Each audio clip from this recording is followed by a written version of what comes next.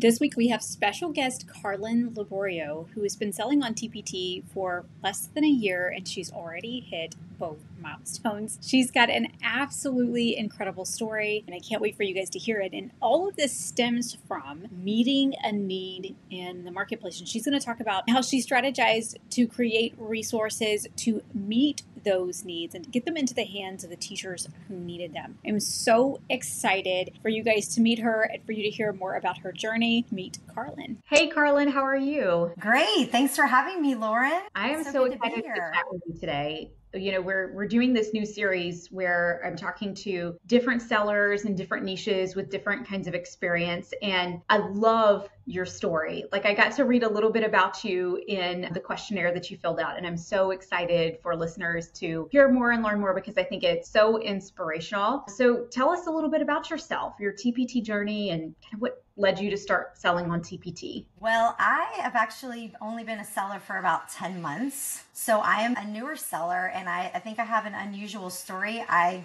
kind of lay low on Facebook groups, so I don't always share what's going on. I like to just listen and see what everybody's talking about. So my journey, I am a language arts, 3rd to 4th grade is kind of my niche, but I have expanded due to demand and need. But I basically have taught K through 6. I've been a coach, a specialist. I've worked in the Cayman Islands and also Brazil. And I've been in Texas for 9 years in public schools. So, and how I began my TPT journey was I was working with TEA, and I got a chance to work on some committees with them and basically do a lot of training and learning all things STAR. So I got to, just learn all about that. And I feel like this year with the new STAR test for language arts, a lot of people didn't really know what was expected with the new extended constructed response. So I kind of knew about this years ago when I first started working with them. And I started experimenting with my students to see what would work to get them to write these essays. And so I got to see what worked. And then once that worked for my students, I tried it out and got to do district PDs and write the curriculum for the whole district. And then once that worked,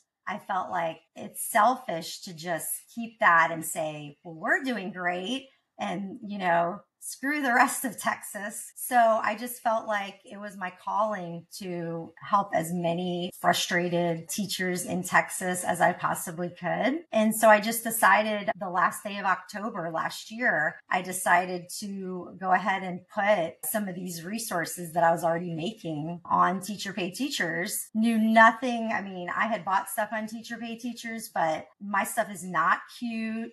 I am like the last person you would ever think would be on Teacher Pay Teachers. And so one of my colleagues taught me how to use Canva, because otherwise I would have just copied Google Slides and all the Google copyrighted images, and I would have had no idea what I was doing. So she taught me Canva, and I used Canva and tried to make it look cute. And I think it is pretty cute. It's not as cute as some Teacher Pay Teachers sellers, but enough to get by. But what I really focused on was the quality. So it was the quality, and my background with being a curriculum writer, I think I was able to put out what people really needed. And so they've told me, I don't care if it's cute, I need quality. So basically it just blew up. November was my first month really was a 4-figure month. Wow. Yeah. And so it's kind of gone up since then. I love that. And, as a fellow Texas gal, like so much has changed. I left the classroom, May will be 5 years ago. So I've been out for a long time. So all of the new computer administration of the test, like all of that stuff is so new to me. But I know that there are a lot of teachers who are kind of freaking out about it because Texas, like most states, kind of has a tendency to put, out new requirements and to change things without giving any supports. Yes. So that leaves like a wide open market for people like you who have that expertise, which is kind of rare. Like that's really incredible that you were able to have that expertise. So that's amazing.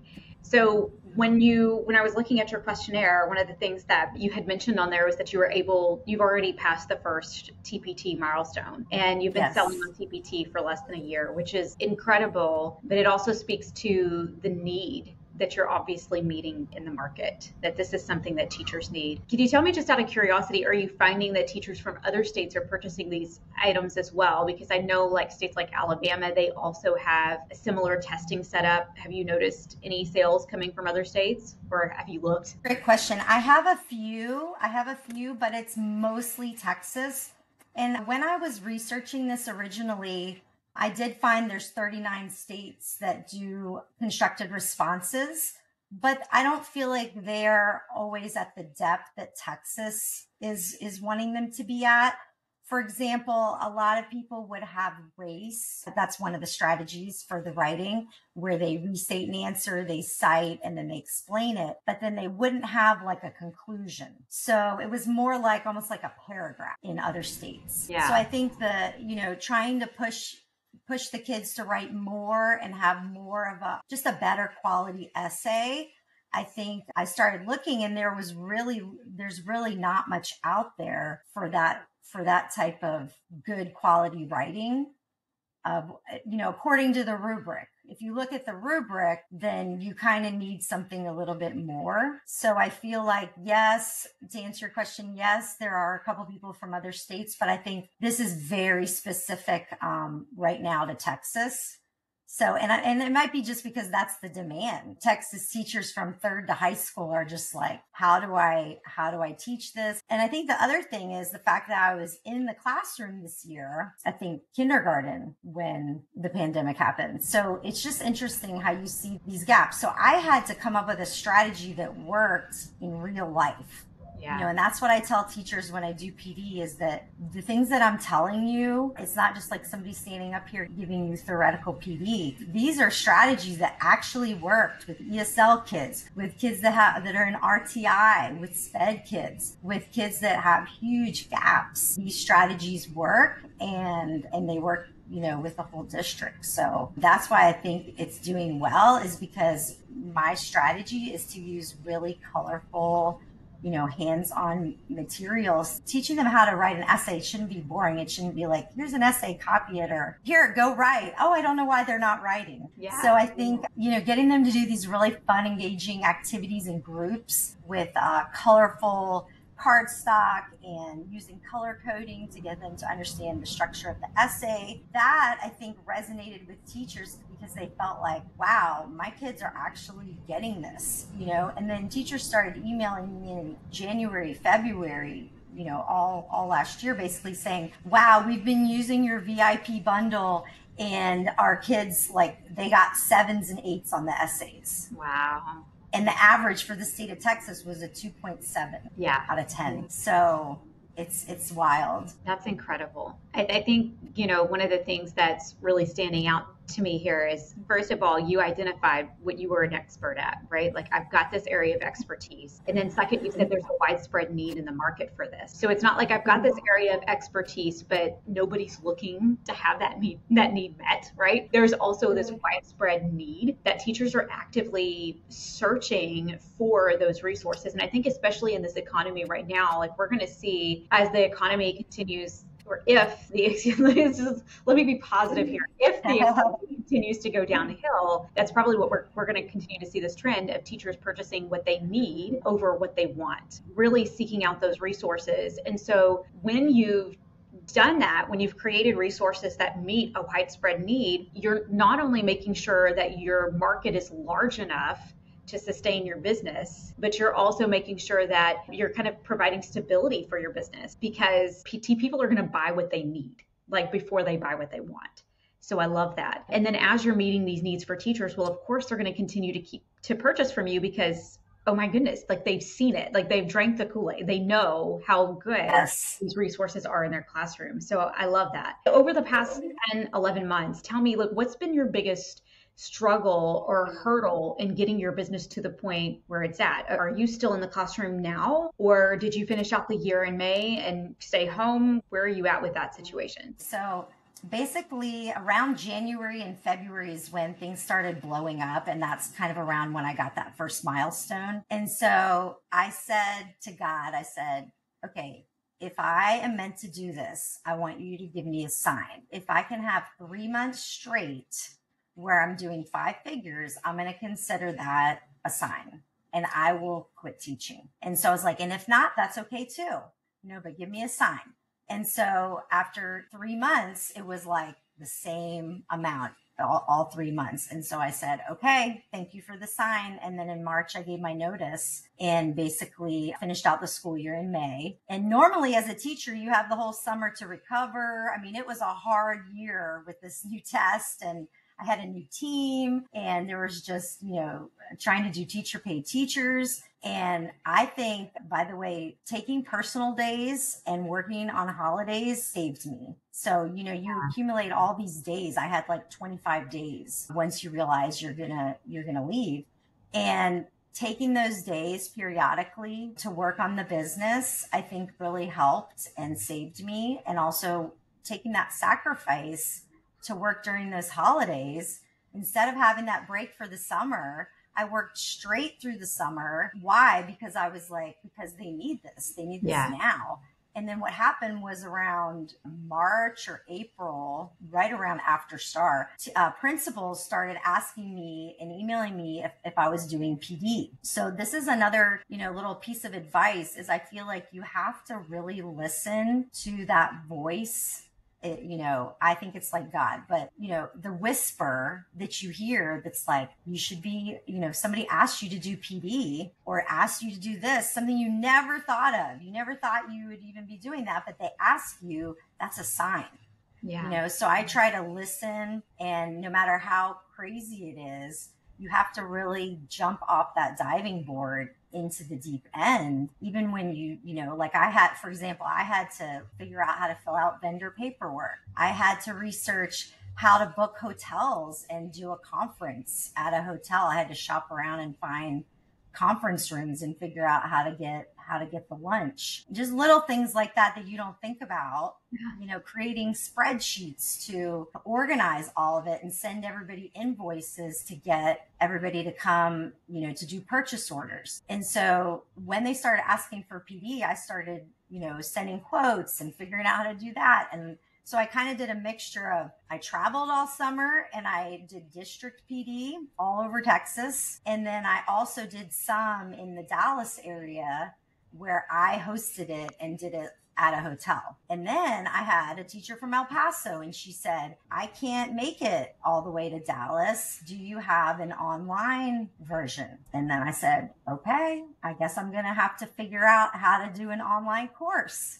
And then I, listened to podcasts and listened to YouTube and a lot of your podcasts and YouTube, and basically just figured out how to create an online course. And they said, oh, it takes 3 months. I mean, I'm thinking, I don't have 3 months to do to do this. So I did it in 3 weeks. Wow. But I could use that as the basis for my in-person. So once I did the slides and created the videos, it was just a matter of tweaking it and getting feedback and then reusing those slides when I did the in-person PD. So that's what I did all summer. And now, since I'm not teaching, I finally get to focus on just making TPT resources, but I'm also, booking PD for October and November. So but it's slowed down. It's slowed down compared to the summer. I love that. And that's so cool to be able to step out of the classroom and have some of that security of knowing that you have 2 income streams immediately. You have, professional development and you have TPT, which is really nice. So what would you say has been the biggest struggle or hurdle in growing your TPT business in such a short amount of time? I think 2 things. Time. I know everybody probably says that. Time, and just, not knowing anyone that's doing this. Like usually when you're a teacher, you have all these teacher friends. And you can ask them, hey, how do you teach key ideas? How do you do the plot mountain? And there's a million people that can help you with that you could just call or text. But there's no one that knows how to book a hotel or how to create an online course. And I mean, other than YouTube. So that's probably been the hardest, is just having to figure it all out and just jump in and just be completely trusting that it's going to be fine, because you are serving teachers and you are listening and doing what your strengths are. I think that's the most important thing. And I would imagine growing in that span of time, like even doing all of the research, you had to have a willingness to say, if I get this wrong, it's going to be okay. Like if I mess something up, it's going to be okay. And I think that that's the part that scares people the most is it's like, oh, I don't want to take purchase orders because I don't quite know what I'm doing, or I don't quite know how to I've had people tell me before, like, oh, I'm a little scared to do this job because I don't even know how to send an invoice. And something that ends up being really simple when they learn how to do it, right? But it's so far outside of their comfort zone that they worry about it. So I think that it's really incredible that you were able to say, you know what, it's okay if I get some of these things wrong. It's going to be fine, and just go ahead and take that leap anyway, because I imagine that was probably pretty intimidating. You are going to get things wrong. And I have made a lot of mistakes. When I first posted on TPT, for example, you know how you take your Google Slides and you turn it into a PDF? Well, I didn't know that the links wouldn't work. Yeah. So my first resource that I put on there, I had, and I remember staying up late with my husband and just trying to figure out why are these links not working, and having to then go and get, and I think I bought the Adobe Pro, and then life changed. But, and then once you figure out, I think I Googled it. I think everything I haven't known how to do, I just Google it, and there's something out there that'll tell you how to do it. And then once you realize you just go over that link and you add the link. I mean, it's so simple. Then yeah, you're going to learn, and you're going to make mistakes, and I think you have to just go for it. Absolutely. What do you think has been the biggest game changer for you and for your business? I think there's so many things. I don't know if I can pick one that is a game changer.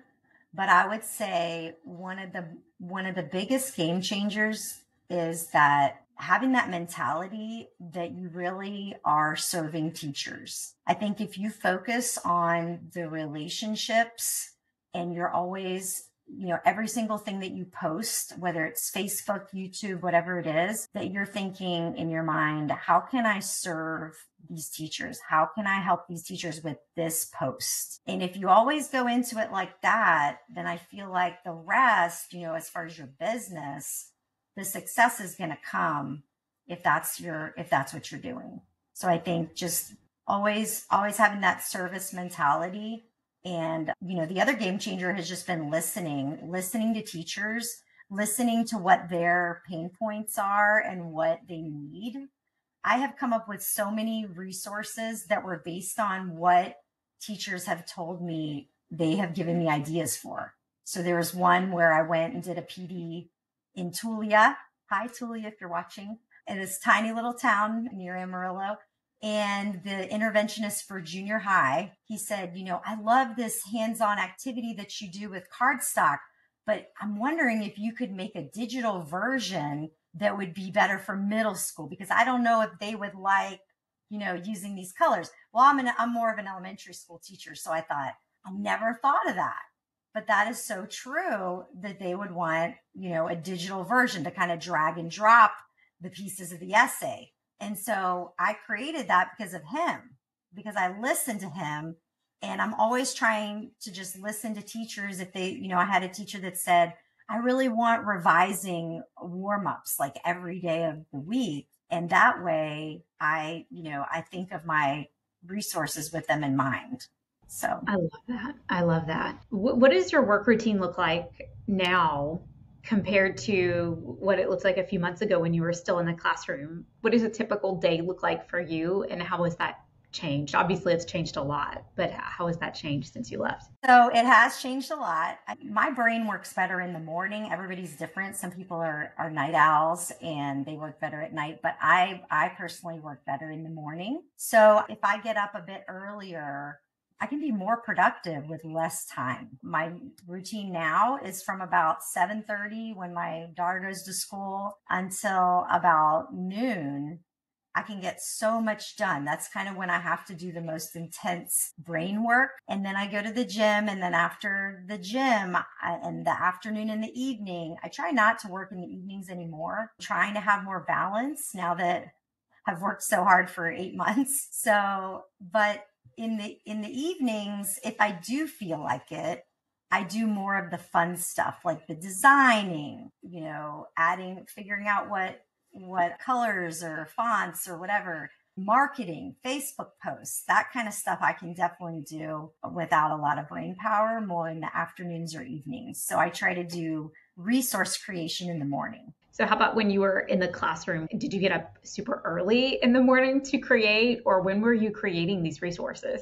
So I wouldn't say super early, but I'm the type of person that, I like to sit and enjoy my coffee. And I kind of need that in the morning before tackling the day and leaving the house. So I would get up, and while, my daughter was eating breakfast and things like that, I would be on my computer and I could get a good hour in while I was drinking my coffee. But the majority, I would say, would probably be like a Saturday morning. Sometimes after school, you can't think and your brain doesn't work. So I felt that I got more done if I just did it on a Saturday than if I tried to do it after school. Yeah. And holidays and taking days off. Yes. And I did the same thing. I know not everybody has the luxury to be able to do that, especially if you have small kids who are in school and getting germs and catching the flu and all of that kind of stuff, and you're having to take days off work. But if someone is listening and you're in a similar position where you have been accumulating all of these days off, use them to take time off to work on your TPT business, because it allowed me to come home guilt-free at the end of the day and just say, you know what, I had a long day. I'm not going to work on this today. And didn't have to think about it twice, because I knew in a couple of weeks, I've got, my long weekend, and then I've taken an extra day off, and I would kind of try to stack them sometimes. Yes. And really take advantage of those days, because if you do have plans to leave the classroom and you're like Carlin or myself and you have like 25 days, what are you going to do with those? Like they're just going to kind of you lose them. And that's the thing. And I was the type of teacher, and I mean, knock on wood, my daughter very rarely gets sick. I was the type of teacher where I burned myself out. And I mean, for 8 years, I was at the same school, and I would take one day a year. One day a year. I mean, that's crazy. And when I looked up how many days I have left, I was kind of shocked that I had 25 days, because I still didn't use all of them. I still left without using all of them. Yeah. But I felt like I had to have that balance between serving my kids and I didn't want them to have a sub all the time. So I really used them sparingly, maybe like once a month. Yeah. And, things like that. But that really saved my sanity, being able to work on the business. And also, especially when I started to get to that point where I thought, I'm leaving. This is going to be my business, not being in the classroom right now. And that's hard to even imagine when you're still in it, And so I had to force myself to take those days. And, I didn't go visit my parents this summer, which was hard because I knew I had to work on the business. So you have to kind of sacrifice and hustle in the beginning, but then I think it's going to be worth it when I can go visit them more, now that I have the time. So. Right. Exactly. And now that hopefully you'll have more income at your disposal because you've spent all of that time hustling and everything. And I'm a big advocate for making sure that you're not making too many sacrifices in your business. But I think that there is that balance to say, okay, I have this short-term goal. And so for the short term, I'm going to make these sacrifices in order to help me meet that short-term goal. I would never say like, oh, you should work all of your holidays and everything, or work all summer, every summer for 5 years. Like, I don't think that that is a good plan, but for sure, like the first 6 months to a year that you're getting your business off the ground, like, absolutely, like it's okay to make some of those sacrifices. If you could only take like 3 things that you've been doing for your business and carry them forward in the future with you, what 3 things would you continue to do, and what things would you leave behind and say, you know what, I don't think that that's serving me as much as these other things are? I think that the focus on creating quality resources is one of the most important things that I think you have to do for your business, because I think what a lot of people do, or what I've seen on Teacher Pay Teachers, is they will sometimes create stuff that they like, or that they're using in their classroom, but they're not always thinking, is this quality? For example, I'm going to tell you something else that I do that's very different from what I've seen. A lot of people sell their stuff for $2, $4. I decided when I started, even though I knew nothing about what I was doing, but I decided that I was not going to sell anything under, $10. So I have maybe one resource that's $4 and I have another one that might be $8. But the majority, I just picked the number 10 and I just went with it. So the way I think of it is, if it's not worth $10, then I need to add something to it. I need to make that resource so good and have so much quality resources within it that it's worth $10. And so then you can bundle all the $10 things together and you can make $100, $125 for a bundle. Going back to that, number one is to make those quality resources. Don't put out something like, oh, I don't have much time to work on this, so I'm just going to put a couple pages and charge $3. Just wait until you have the time to make it really good and then put it out for a higher amount. Absolutely. I think that that's one of those things that for sure people often overlook, especially when it comes to, I'm just going to create what I can create quickly just so I'm getting something out there, versus having some sort of strategy or purpose behind the resources that you're putting out. And I know I probably sound like a broken record on this, but I see this over and over and over again where sellers will purchase templates so that they can create resources very, very quickly and kind of like mass produce them, which is not a bad strategy. Like, I'm not saying that you shouldn't do that. I know a lot of people have had success with that, but it's something to consider that you really want to make sure those resources that you're creating have a purpose besides just saving you time. Because if that's their whole purpose, is that it saved you time to create it and that a teacher might enjoy it, then you're probably not going to get the sales out of it that you're hoping to see. And your marketing isn't going to be as effective because you're marketing resources that look like everything else on the market, but also they don't have that greater purpose that you're talking about. They're not meeting a need that teachers have. Right. And so the other thing that I think is really important, going back to the three things, another thing that I think is going back to that service. So I created a YouTube channel at the very beginning. I never created it because I wanted to be a YouTuber. That's the last thing I want to do. In fact, I don't even show my face on most of the videos. Why? Because I was usually with the mom bun on a, Saturday morning, and I had to put something out there to help teachers, and I didn't have time to, put on makeup and all that. So, and people said to me, you have to put your face. You have to put your face. That's how people become YouTubers. But that's not me. I'm not going to do that. So I did me, and I created videos where I mostly just showed my screen. But my number one video is the one that I did. And my friends made fun of me because it was 25 minutes long. And they're like, you can't make 25-minute videos on YouTube. They have to be 4 minutes. Nobody has an attention span anymore. But I needed the 25 minutes to cover how to teach ECRs. And I basically did a whole crash course on this is how, this is everything I know about teaching ECRs. That's the number one video. No face, and when I listen to it now, I cringe, but that's just because it was very early in the career. And I think you have to put out what people need. And so at that time, I was thinking, okay, I have these resources, but I need to explain them. I need to tell people, they're lost. They don't know how to implement this. If they buy the resource, then they know because it's step-by-step directions. But what if they haven't bought my resources? How am I going to, help them in the meantime? And so I feel like doing social media, whether it's Facebook, YouTube, Instagram, whatever you choose, I think giving them that value and making videos where you are just pouring your heart and soul into helping them. That is one of the keys to what I would choose for keeping the business going.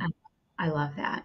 I love that. So what's item number 3? What's the third thing you take with you? It's just listening to that voice. I think you just, we all have these strengths. Everybody has something that they're good at. So if you can find that thing that you're good at and you can combine it with a need out there that solves a problem, and you just listen to what people are saying, and you listen to your customers, and you listen to what they need and what they, what's going to make their lives easier. And, we're in a crisis right now.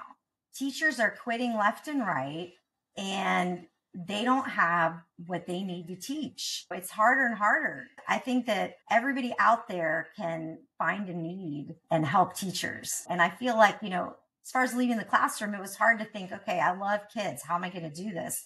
But then when you realize that you're affecting so many more kids by helping so many more teachers, I think that kind of justifies it. Absolutely. I love that. And, for anyone listening who's thinking to themselves, well, I don't know what teachers need because I don't have an audience. I don't know what they're needing. I don't know how to listen to them, and I don't know how to meet their needs, or I don't know what my expertise is. One of the things that comes to mind is what you said at the very beginning. You started off by meeting a need in your district. Like, what did teachers around you need? And that's a really great place to start. If you're finding that there's a common problem, for me, it was the same type of thing. Like the teachers around me were phenomenal teachers. But one of the things that I kept hearing them say over and over again when we would leave a PD session about engagement strategies or something like that was aimed at a general education teacher, they would say, well, that works for history or that works for ELAR, but that doesn't work for math, right? They would say this over and over again, like math just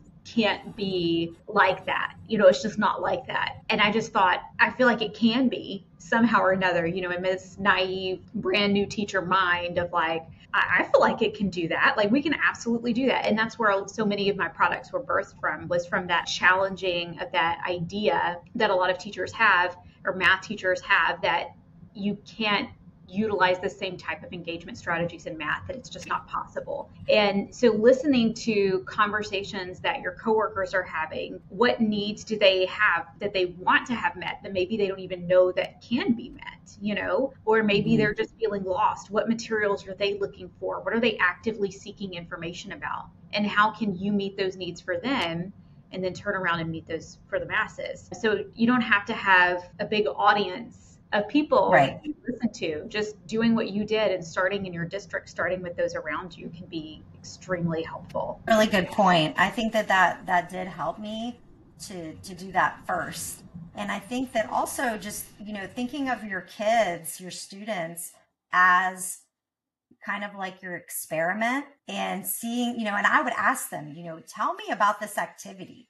What did you like about it? And what did you not like about it? And I think that continuous learning is why we love to be teachers, but learning from your kids, learning from your colleagues. I would create resources for the district, and then I would say, tell me what you thought of this. Or people would reach out and they would say, I loved such and such. Can you make more of those? And so that when you hear that feedback, those are signs telling you to make more of that and to probably reach out and do that on TPT. Absolutely. Well, Carlin, we're going to get into some fun questions before we close out the show. What's your favorite podcast? Oh, I listen to yours. I have not missed any of yours. So I would say you. I also listen to Kristen Doyle. Yeah. I'm trying to get better about SEO and learning all the things. And then I also listen to some that are just motivational. So there's someone, I don't know if you've ever heard of her, but her name's Sunny Letterduzzi. She has a last name that's longer, but she talks about creating online courses, and I just love listening to her.